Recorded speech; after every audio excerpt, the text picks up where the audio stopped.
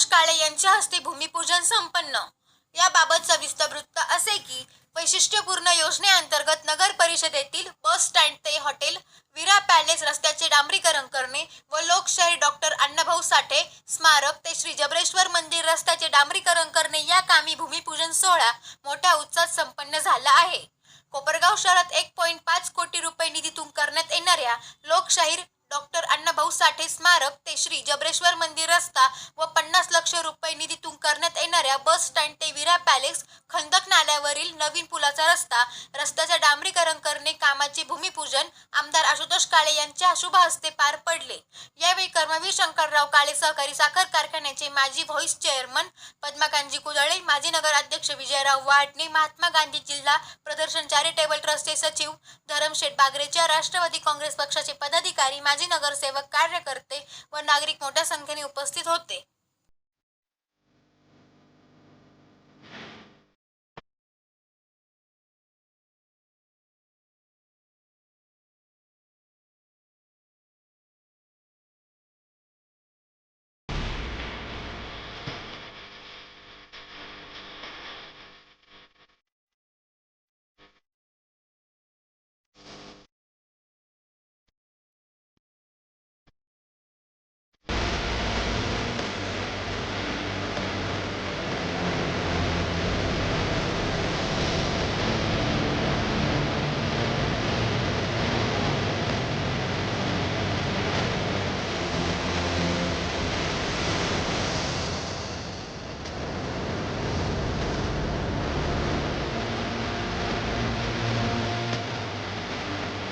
योजनेच्या अंतर्गत गोदावरी नदीच्या पलीकडची बाजू म्हणजे पेठ भागापासून नदीचा पूल ते अण्णाभाऊ साठे पुतळा इथपर्यंत जो रस्ता आत्ताच्या घडीला आहे याचं डांबरीकरण, जिथं गरज असेल तिथं कॉन्क्रिटीकरण, अशा पद्धतीचं हे 1.5 कोटीचं काम मंजूर झाले, त्याची वर्क ऑर्डर झालेली।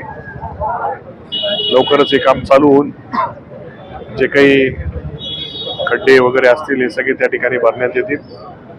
चांगल्या पद्धतीचा रोड या ठिकाणी होईल। नगरपालिका त्याच्यामध्ये लक्ष घालून जो कोणी ठेकेदार असेल त्याच्याकडनं चांगलं काम करून घेतील अशी अपेक्षा व्यक्त करतो। असा भरघोस निधी शहरामध्ये अनेक कामांसाठी त्या ठिकाणी उपलब्ध झालेला आहे। त्याच्यातलाच हा एक महत्वाचा रस्ता या ठिकाणी होतोय। प्रमुख रस्त्यावर अनेक व्यापारी असतात आहेत, अनेक लोकांचे व्यवसाय त्या ठिकाणी आहे आणि म्हणून जी दुरवस्था या रस्त्याची वापरून झाली होती, परत एकदा चांगल्या पद्धतीचा रस्ता होईल। पासून